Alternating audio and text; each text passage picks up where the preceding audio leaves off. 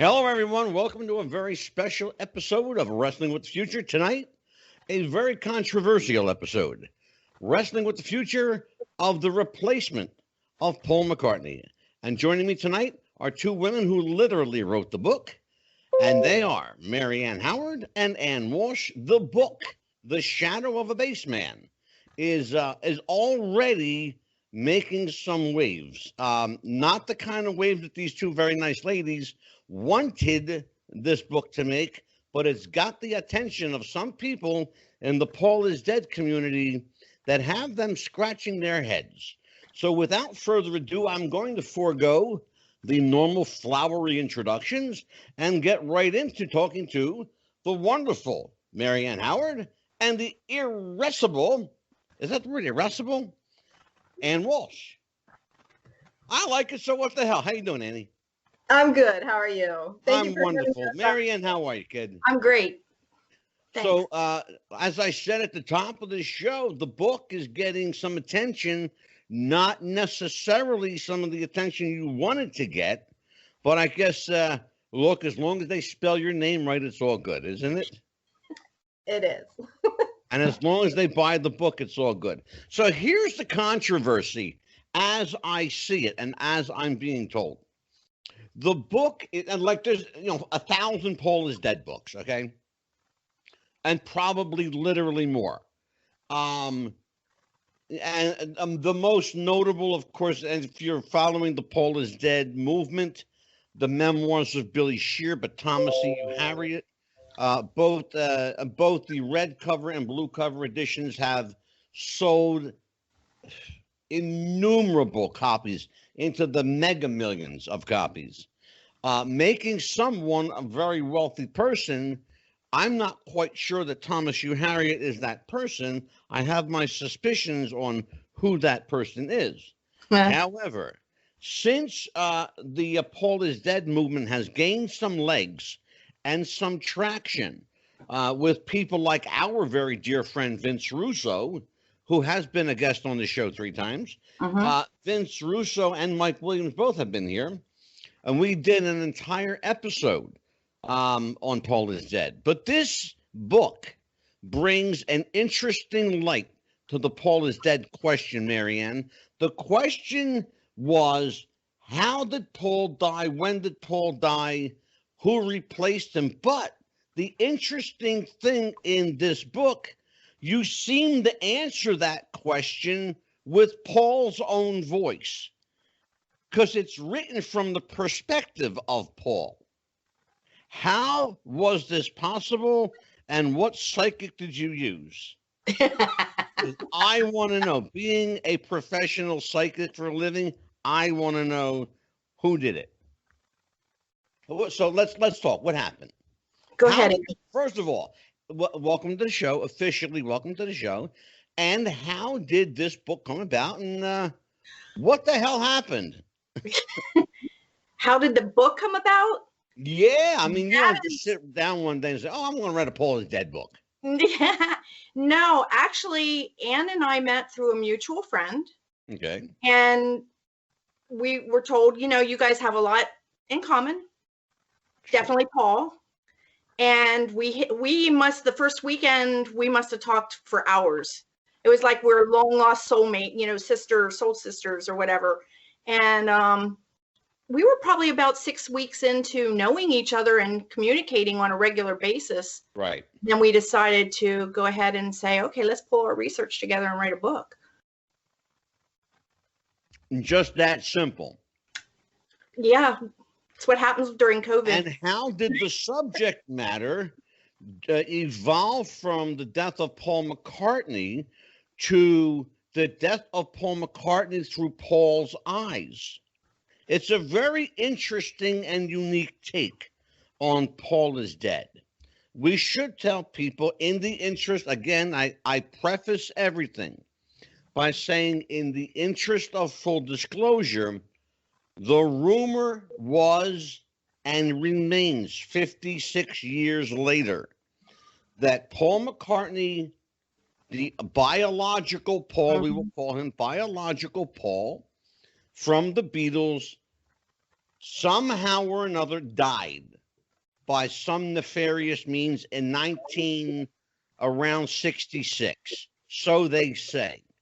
Although some have it as late as 67, and there is an irrefutable, undisputable newspaper headline that seems to corroborate that. I've checked. It's the Daily Sun newspaper from England, London, in fact, published in London. And I actually reached out to them. They said the cover is genuine, it is legitimate, and it was posted and taken down 4 days later at someone's orders. So I don't know who gave the orders to remove that newspaper headline from every newsstand in Great Britain, but that happened. So the story goes that Paul died in a car accident after leaving a recording studio. Tell me if I'm missing any of this, okay? So he leaves the recording studio in a huff, has an argument with either George Martin or John Lennon, depending on who you listen to, wasn't happy with the recording. Late in the morning, 4 or 5 o'clock in the morning, he rushes out of the studio, gets in his Aston Martin, speeds off at a high rate of speed in the rain. Where he stops, don't ask me why he would stop, to pick somebody up. You're laughing. That's already one hole in the story. Who wants to take this? Ann, take it.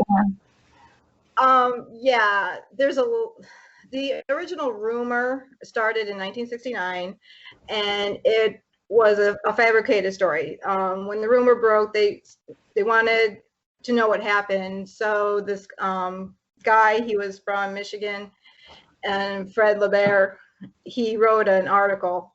Right. And he was just basically using the clues that they had in the Beatles' music and artwork and everything to formulate a story. But going back and looking at documentations through, Beatle biographies, and actually a lot of Shadow of the Bassman is original work. It's original material from the 60s, Right. from the time. The quotes that we have, those are Paul's quotes from that time that we have found in newspaper articles and magazines. Yeah. So it's all original from that time period. Right. Mm-hmm. So we know now that the Beatles were not in the recording studio from the end of June of 66, and they did not return until November of 24th, 1966. So that part of the rumor where he stormed out and then huffed, over an argument with John Lennon is true, because they were not in the recording studio at that time.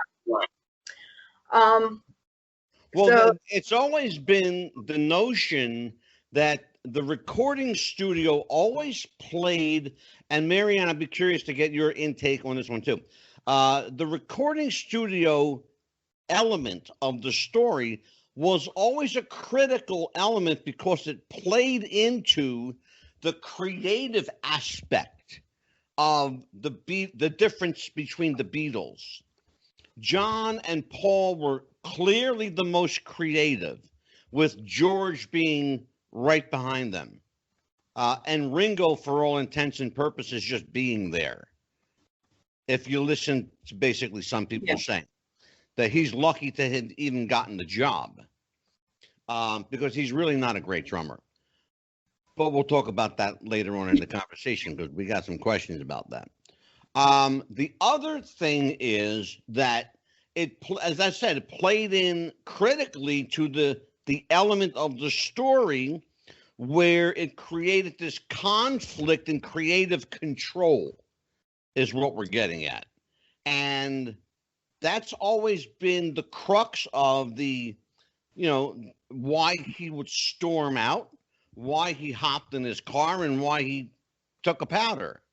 So Marianne, give me your take on what Marianne has just, what Ann has just brought forward. Well, my take is that I don't think that occurred. He and John didn't have those arguments. I don't think they were in creative odds. They were brothers. So I think the story is that, because it goes along with Billy's temperament and how Billy and John interact after Paul is replaced, not so much before he was replaced. Well, and that's where Ann and I wanted to come out with something that had something to do with Paul and his story and his personality and how John and Paul interact. Well, before we had a long way to go before we get there. A long way to go before we get there. That's why I told everyone this is actually part one of a two-parter. Because I'm bringing you ladies back for part. You think we're going to cover all this in one episode? You're out of your frickin' mind. The big book. 2 parts for this one. And 3 if necessary. But no, definitely 2. Here's the thing, though. You know, every rumor, and I don't care how old it is or how new it is, look, and we all know it, okay? We're all adults in the room here. Every rumor has an element of truth that gives it legs, that makes it get up and go. It doesn't just happen. Now, I get the whole 1969 article bit. I have an actual copy of it. So I get it and I read it, but if you read the article, it reads very different than the narrative. The narrative is not what the article states. It's very different. And the timing is off. And a lot of it, the timing is way off. So my question to you guys is, how did you reconcile the article with the actual real life timing? Who wants to take that one?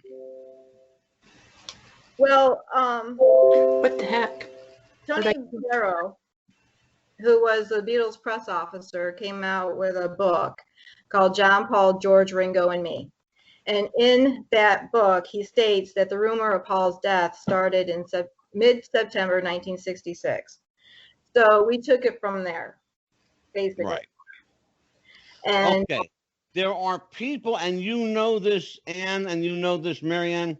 There are people who have said that Paul died as early as, and they're using the specific date of September 11th, 1966. In fact, to quote the book Memoirs of Billy Shears, it was actually in the early morning hours of September the 12th of 1966, around 4 to 5 a.m. Now, before we go any further, we have to establish 2 things. Did he, in fact, die, number 1, or number 2, did he just want out? And that has been spoken about, and you both know it. Okay. Who wants to take that one? Marianne, take that one. What am I what am I answering here? Why we don't think it was September 11th? Or yeah, sure. That he wanted out. I think he did want out. Well, the question was, did he in fact die, or did he want out? Unfortunately, I think he wanted out, and as a result of maybe wanting out, he's died. He was taken out. That's what thank you. I knew you'd catch. You're a smart lady. I knew you'd catch on. Okay, so now, Ann, jump. Yeah. You're the co-author of this book, Shadow of Bassman. Jump in here where your partner in crime left off. Tell us. By the way, no pun intended. Partner in crime here. So, because I believe a crime was committed. I believe a crime was committed. I believe that, quite frankly, I believe Paul was killed. That's what I think. And I've said that previously, and people laughed at me. So what do you think? Take me through this this scenario, because we can't go further until we establish whether you guys think he's actually dead. No. Or was it just all a ruse to sell records? No, they didn't need to do that. They were very popular still at the time. Yeah. No, I believe he was taken out mostly because of his political views. He was very involved in many controversial issues of the time. He was anti-war. He was pro-civil rights, and he was against the drug agendas. He didn't want to push drugs. Sure. I think the Crown is behind his death also. Yeah, so that's where our research has taken us into his political point of views. And for those people who don't know, Paul, for all intents and purposes, and it's been proven, I think, factually, was far more extremist politically than John Lennon ever was. I think we saw a more flamboyant political John in the latter 60s to early 70s, when he finally realized that he was free of the Beatles and had his own voice and his own agenda, so much to the point where President Richard Nixon tried to deport him back to England. And we're going to talk about that briefly, but because it all ties in. It all ties into the story. So, given the fact that we both agree, all three of us agree that he was taken out, so what's to gain by it? Who wants to, Mary Ann, take that question. What's to gain by taking him out? Well, we believe there was an agenda of moving the Beatles, and along with a lot of the other British groups, to influence, as Ann said, pushing drugs. LSD was a big component back then. Paul was adamantly against anything that had to influencing the fans one way or the other. Yeah. You know, they would say a lot of times, well, on interviews about voting, well, no, I didn't vote. Well, why didn't you vote? Who would you voted for? Well, because they wouldn't buy our records if this person liked this person. Yeah. So, you know, he wasn't going to push these things that were coming down the pike. Well, I'll tell you, and I'm glad you said that, because I wanted to address something. I've heard other, without naming who they are, other Paul is dead, quote unquote researchers, invoke the Illuminati and Luciferianism and the Council of 300 and also the Tavistock Institute.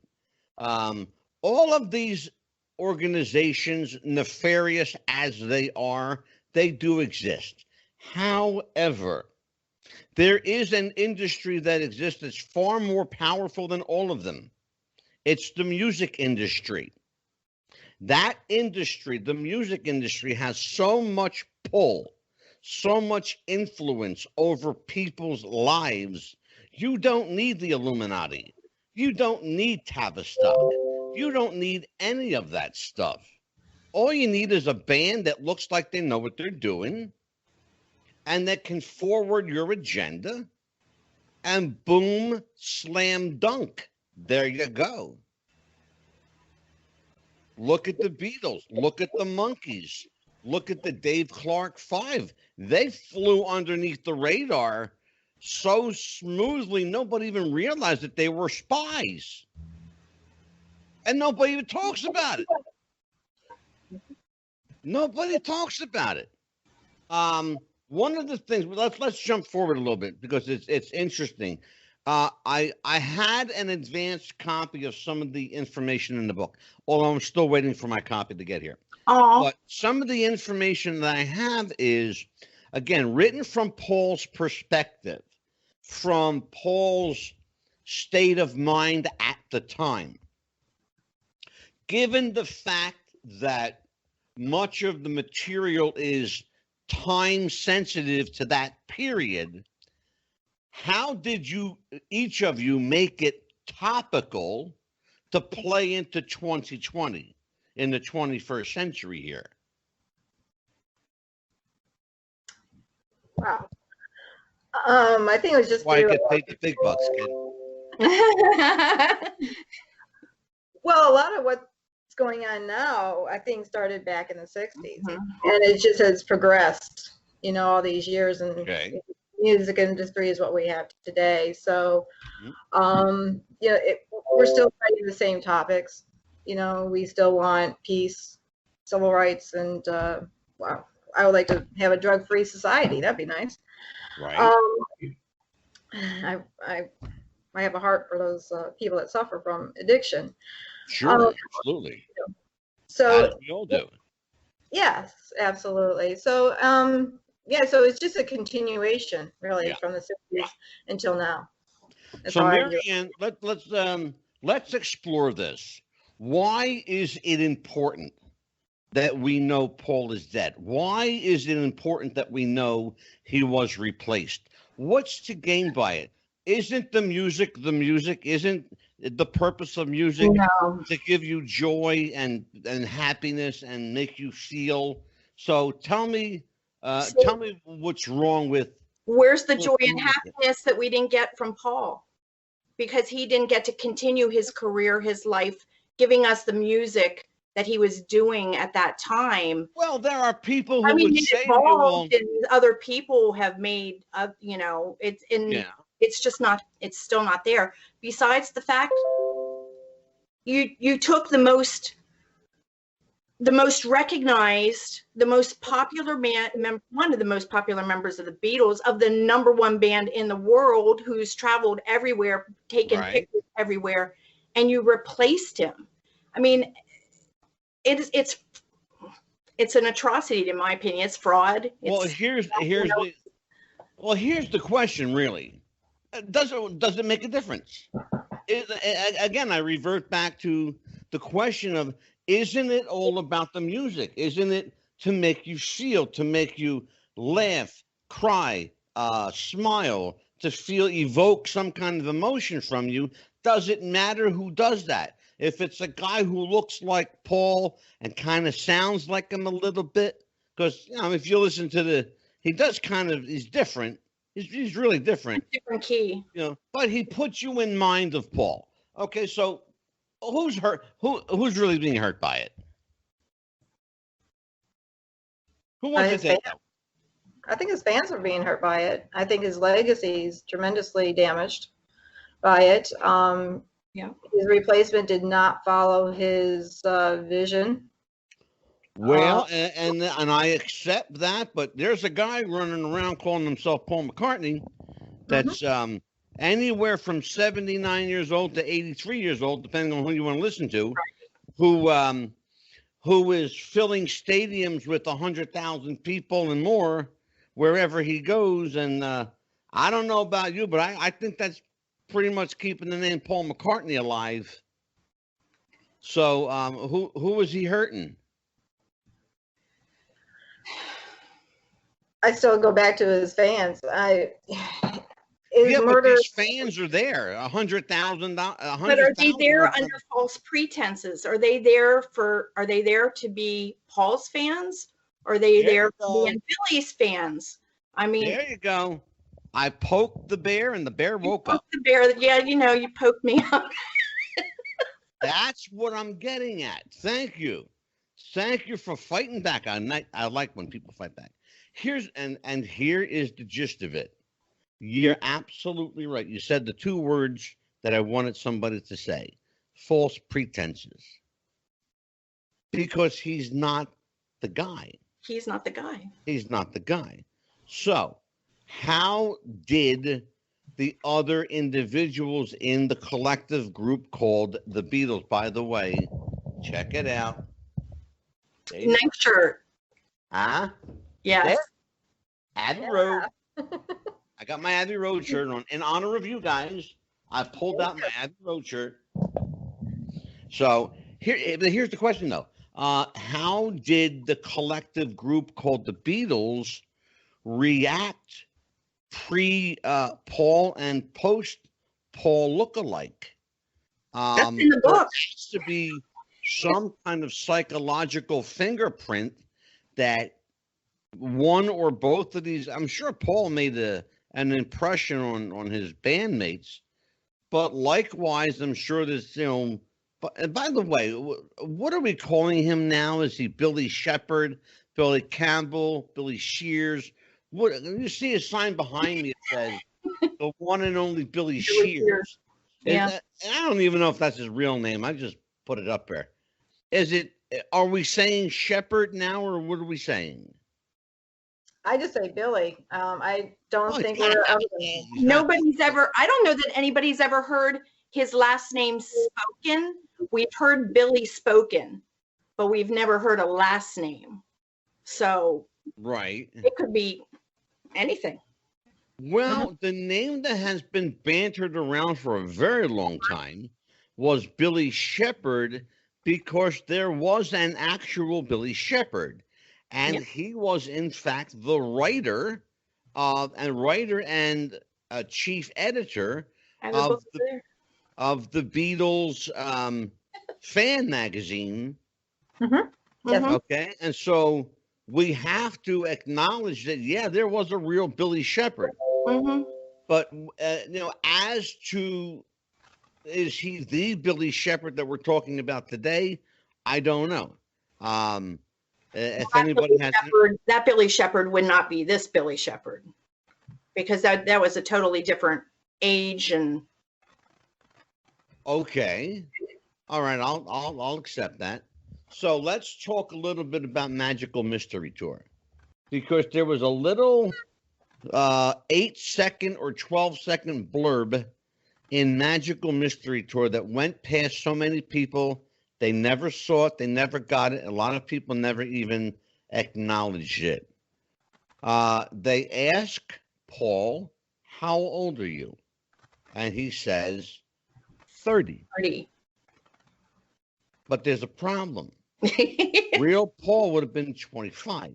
Mhm. Now, that falls in line with, again, as I said previously, depending on who you listen to, he's either 79 or 83 or 84, depending on who you listen to. Right. I don't know, but if he's in his 80s, I'll tell you what, brother, he's looking moving pretty good, looking pretty good for a guy that's 80. But I guess that's what having money will do for you. But let's talk about this last week. Yeah, he did. He's looking good. Yeah, well, we have to talk about this because as you said, he is perpetrating a false pretense on the fans. Some would say perpetrating a lie, and there are other people who say, you know what, he's doing no harm.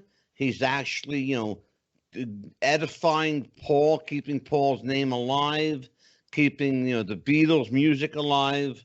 Well, first of all, the Beatles' music isn't going anywhere. No. It's timeless. That music isn't going anywhere.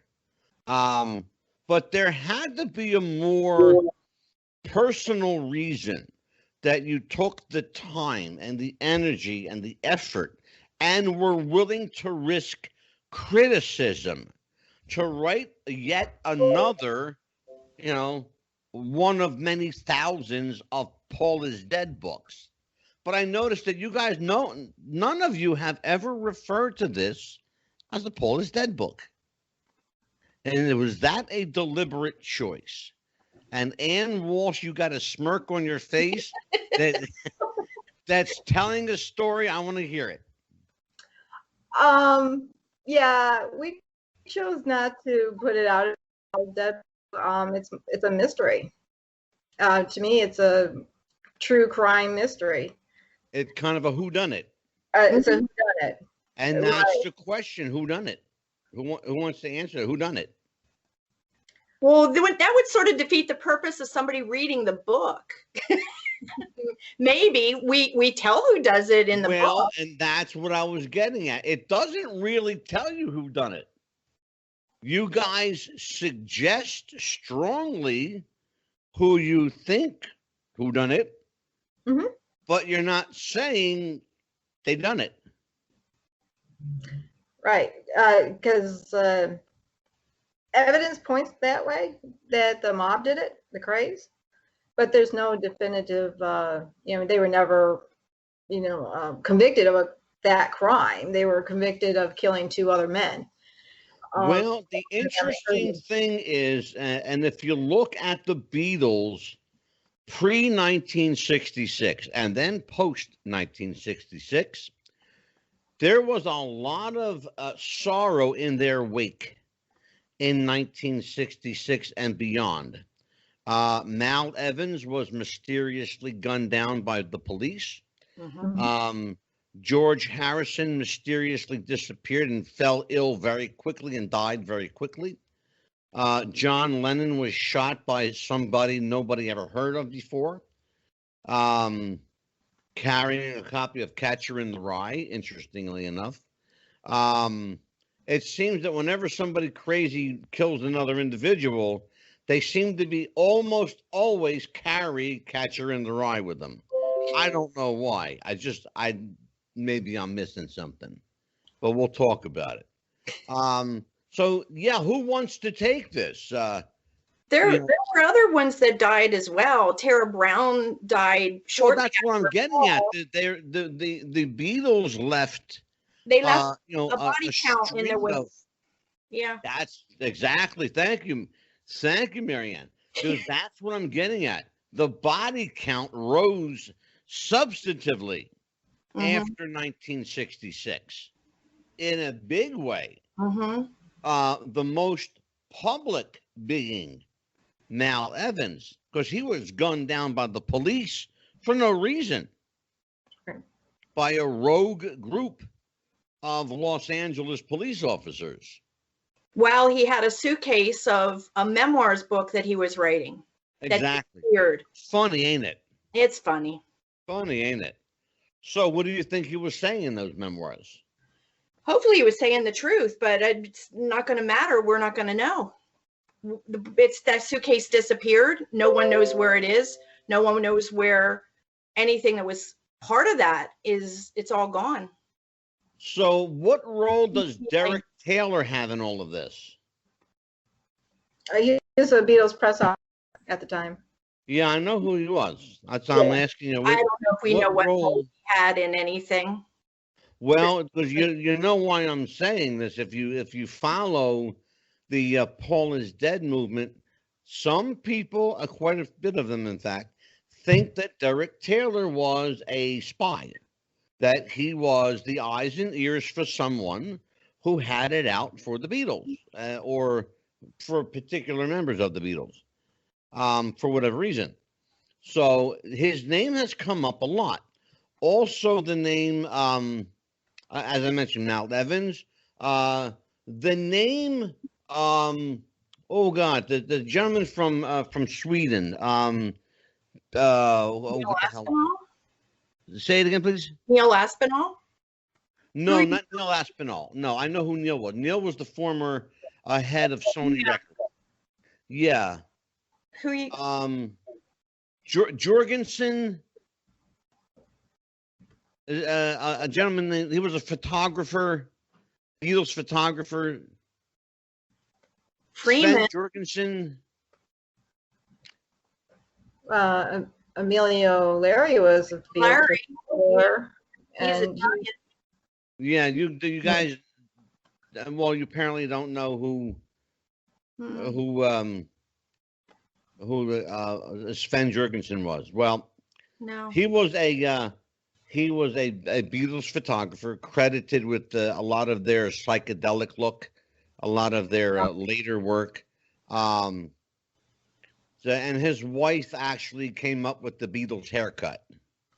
Astrid. No, that's right. That was another lady. Never mind. I'm sorry. I'm going off. Yeah. So talk to me about your book. You have, you seem to have a pretty interesting book, but I'm not hearing, and I'm going to be very candid with you. I'm not hearing two women defending their book like I thought I was going to hear. So, and I think I may have surprised you with some of my questions because I got a lot of silence here, quite frankly. So what was it, or what is it that's got your tongue tonight? Are you afraid to I mean, the book is selling, so people are talking. The cat's Right. out of the bag, in other words, is what I'm telling you. So we have to talk about this book because we want to sell more copies for you. So what's going on with The Shadow of a Bassman? Where did the title come from? The shadow came from the lyrics of Yesterday. The shadow hanging over me. That kind of prompted the imagery and the whole Right. theme around the book is that there's this shadow and there's this lingering problem for the rest of the surviving Beatles that they had to go through. Always knowing, Paul died, but wasn't being able to talk about it and grieve Right. publicly or have any memorial for him or whatever. Right. So the idea of the shadow came from really that song. And I had a handwriting analysis done on Yesterday. And when he wrote the lyrics to that song, he was in a depressed state of mind. So that was Right. telling me he was going through a lot at that time. And that was in May of 1965 when he wrote the lyrics. Now, he actually wrote a tune about a year before that. Right. So we used the shadow. That's how we came up with the shadow. And of course, he was the bassman for the Beatles. Well, it's interesting because Paul McCartney was will forever be credited with writing Yesterday, but lo and behold, as things would happen, when a movement takes legs, sometimes the truth comes out that upsets the apple cart. Come to find out that there is a gentleman who claims that he wrote Yesterday. And so there are a number of questions now as to who wrote the early Beatles hits and why all of a sudden in 1965 did we see such a stark and dramatic change in the lyrical content and the lyrical style and the melodic style and tempo of the staccato of the music in the 65-66 time frame? Who wants to take that one? You're saying that you think that changed in 65? I think that was just Paul progressing, if you're talking him specifically. Well, not Paul specifically. It was Paul and the rest of the band, the entire band. They were also growing up. Well, think about 1965, 66 was the Revolver, Sergeant Pepper, in that time frame. Rubber Soul and Revolver. Right. 67 was Sergeant Pepper, and that fell under Billy's jurisdiction area. Right, but the point I'm trying to make is there was an immediate. It wasn't even gradual. It was an immediate change in music style. Immediate. Now, if that happens in 65 and Paul dies in 66, then something was afloat before he died that either A, he did not agree with, or B, he was being told to keep up a front that he didn't want to keep up. By the way, the poster behind Ann Walsh and the photo behind Mary Ann Howard are two different photos of Paul, but my sense is that they are both biological Paul. Correct. Yes. Okay. How many years apart were they taken, or were they taken relatively in the same time frame? Well, are you talking about this one or The that? one directly over your left shoulder. This one here that I'm pointing Yes, to? ma'am. Yes. That one is 60. September of 66. 66, yeah. So that Just would have been just prior to his passing.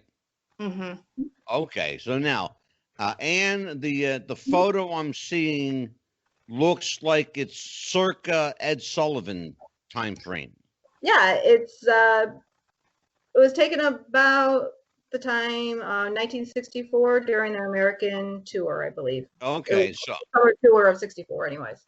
so that would have been the definitely around the Ed Sullivan time frame. Mhm.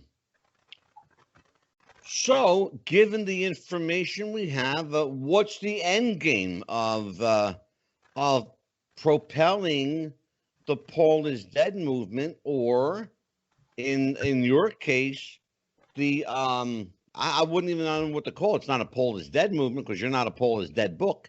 What's the end game in propelling the mystery? Is it to solve the mystery, or is it to say, if you to say to your reader, if this makes you think, let us know, or contact the authorities, or do what? What are we doing here? Is there a call to arms? No, it's nothing like that. It's just basically getting our research out there, because it's original material taken, like I said, from the '60s, interviews, newspaper articles, even some FBI files that I found online. So it's just basically just getting our research out there for people to discern for themselves what they believe. Well, now, how much trouble did the federal government give you filing a Freedom of Information Act request? No, actually, if you go onto the FBI website, they have, through the Freedom of Information Act, they do have where you go into their archives, and there's a few reports that they have on the Beatles, and that's where I actually found out that the Beatles were being followed by the FBI and how that all came about.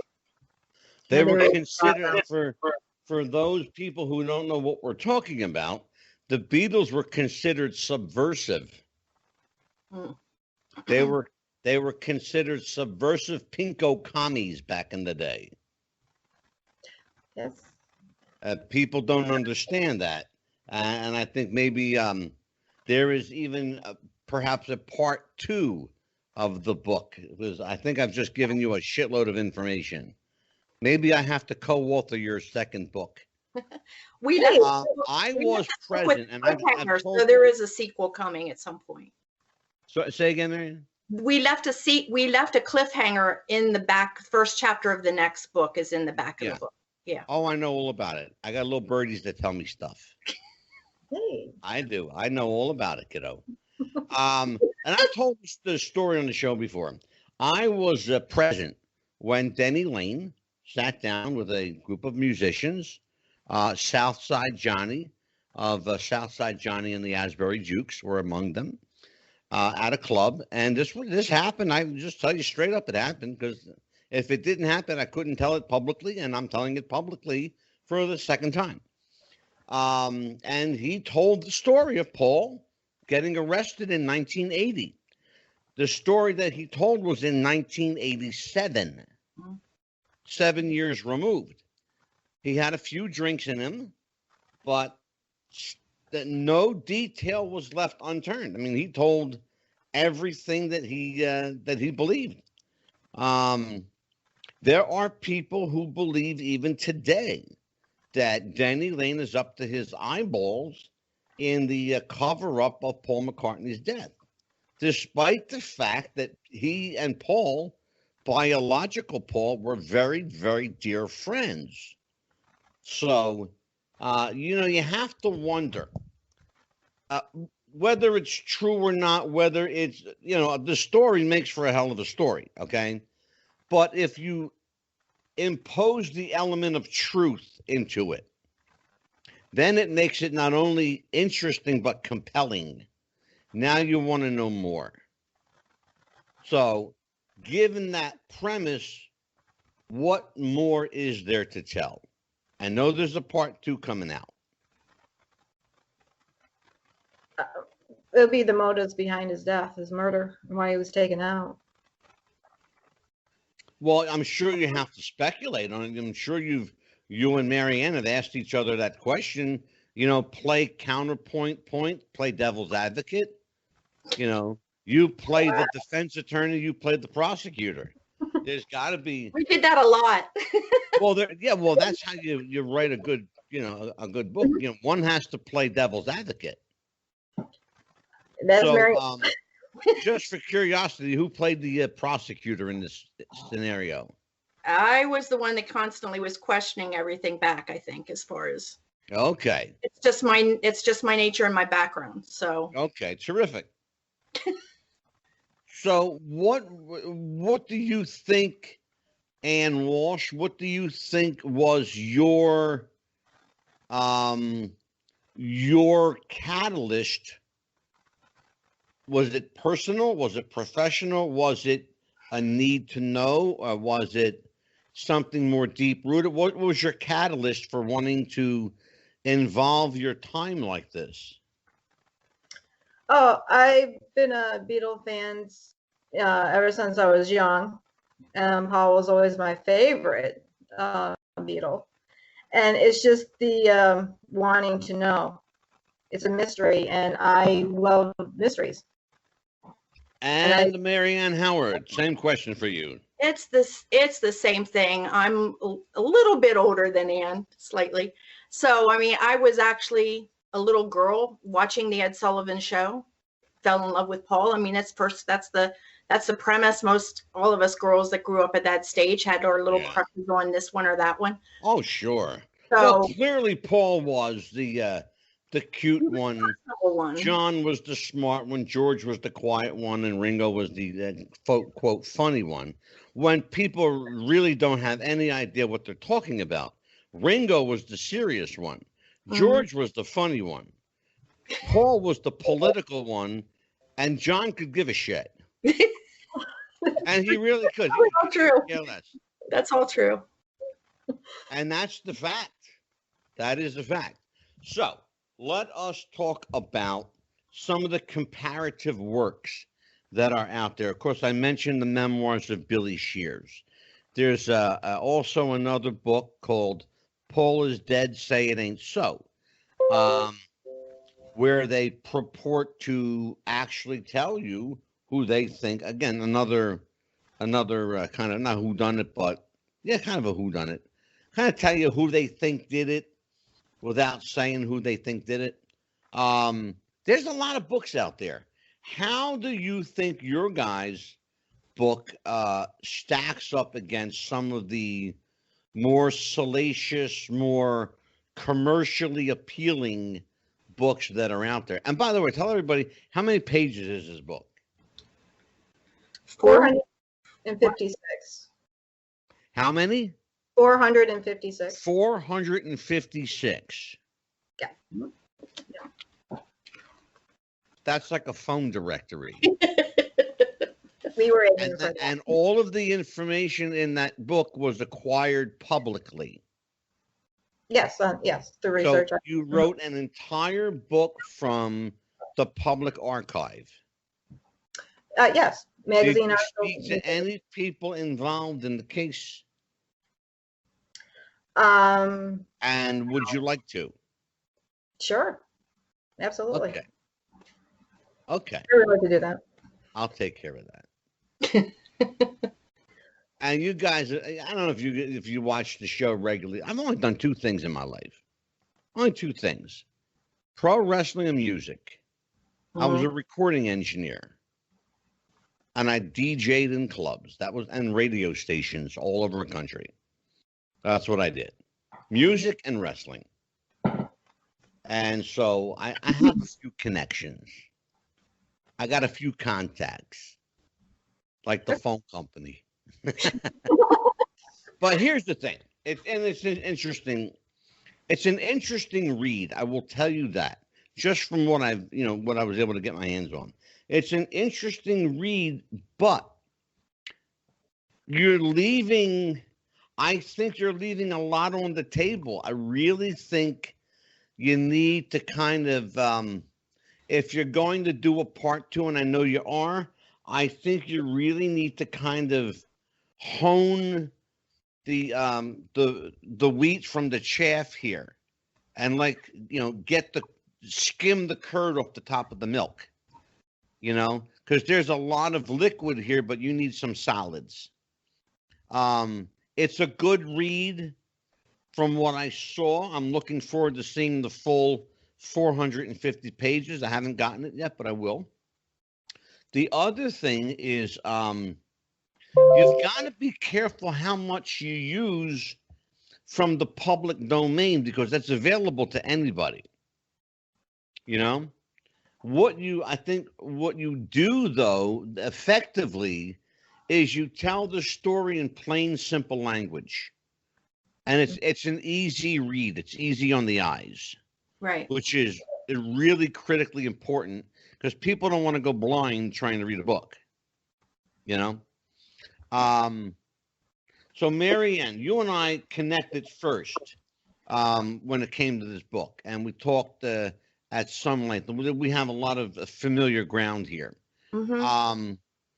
And you guys will be back for a part 2. We're actually wrapping up part 1 right now. But you will be back for part 2. I would very much like the both of you for the next episode, really kind of research some private sources and tell me what you think would have been the end game for the Beatles going on without biological Paul, and why was the choice made? Here's a question we can start talking about now. Why was the choice made to go with Billy? For the sake of this conversation, I will refer to him as Billy Shepherd. Why do you think, and both of you, I want both of you to jump in on this. I'll start with Ann first. Go ahead. Why do I think Billy, they switched him out? Well, for his political point of views.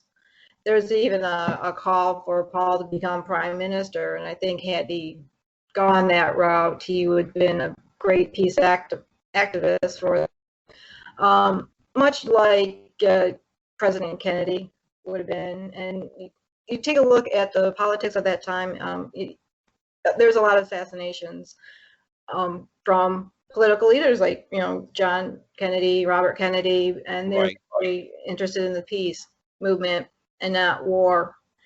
And that, I think that would have been Paul. He wanted peace. Interesting. Very interesting. Marianne, what do you think? I agree with what Ann's saying. We pretty much are in sync with most of this. Paul also, he was inquisitive, and he had a need to know things. It bothered him when he didn't know something somebody else did, and he wanted to find those things out. He wanted to find out what happened to Kennedy. He was very actively pursuing the information from, discussing the Warren Commission and talking to Mark Lane personally, wanting to help him out with his inconvenient truth. We touch on all this. All this stuff is in the book, in the narrative that we go through, how these things all played into his demise. They might have told him, you're going to get yourself killed if you don't pay attention, if you don't step in line. But it wasn't a line he wanted to step into. Sure. Well, and you could get yourself killed if you don't play ball. Yep. Here's the giveaway for me. We didn't see the Beatles together as the group for almost 3 years, from 1966 to 1968. And when we did see them, Paul was very clearly and obviously a very different looking guy. From the shape of his face to his height to the color of his eyes, to the structure of his nose and cheeks, a very, very different guy. Taken away from the guys, a very different looking guy. However, when you put Paul with the other 3 guys, he looks like one of the Beatles. I should say, when you take Billy and put him with the other 3 guys, he looks like one of the Beatles. The giveaway for me was the concert they did on the David Frost show. Now, why was that important? Well, I'll tell you why. Because Paul McCartney, biological Paul McCartney, sat down with David Frost in 1963. Okay. Mm-hmm. On that show, they barely acknowledged each other. Never said a word to each other. That's not Paul. Even acknowledge each other. That's the giveaway. Mm-hmm. That's the giveaway. You know, you can change a lot about yourself, but you're not going to change your height. You're not going to change your eye color unless you've got color contacts, and they weren't even invented until the 1980s. Right. So that's You're not gonna change your ears, you Yeah, know. for the people who have made the argument, well, he had contacts. Sorry, your argument falls short like a fart in church, because they weren't even invented till the 80s. Okay, so color contacts, forget about. The other argument that falls so flat you could roll it over with a steam engine is the notion that somehow Paul had gotten into a serious wreck and had radical reconstructive surgery on his face. I accept that argument, but there's one flaw in it.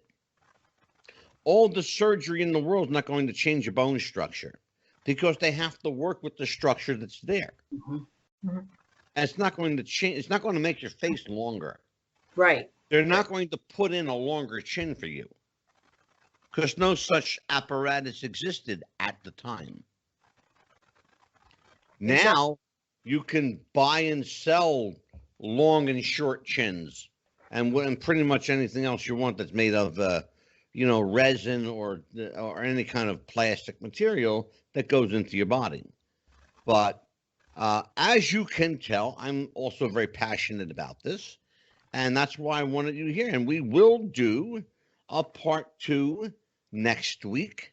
Before I let you go, I want you both to plug your social media, plug the book, tell people where they can get it, do all of that stuff, and then I'll escort you out of here. Like the fine gentleman I am. You can get the book on Amazon.com under the title "The Shadow of a Baseman." Baseman being 2 words. I know it's sometimes that they like to have their algorithms do a little funky things, and we're we're self-published, so that's where the book is located. There you go. And Anne, where can people reach you? Social media? Facebook. They can contact us. Yes, we have our own author page, Shadow of the Baseman. Terrific. Mary Ann, you're also available on Facebook as well? Oh, yeah, I know she is. Oh, yes, I am. Find this lady. You'll find her all over Facebook. You probably find me all over many social media platforms, the way things are going up and down and flipping around. Well, and I will tell people now it's time to get to make it real. I want to tell people I have, on behalf of Wrestling with the Future, I have deactivated our Instagram. I have deactivated our Twitter out of protest. I will not be censored. I do not approve of censorship in any way, shape, or form. We will not any longer support Twitter. We will no longer support Instagram. Facebook is on my shit list right now, but out of necessity, we're still there. We're maintaining a presence only for as long as I need to, and then Facebook can go kiss my ass. But we are no longer going to occupy social media in that regard. We, however, have acquired our own web domain, and we're going to rip the shit out of everybody there. So join us on Wrestling with the Future. I'm Angelo DeCipio. Happy wrestling, everybody. Take care of each other. Take care of yourself. Goodbye.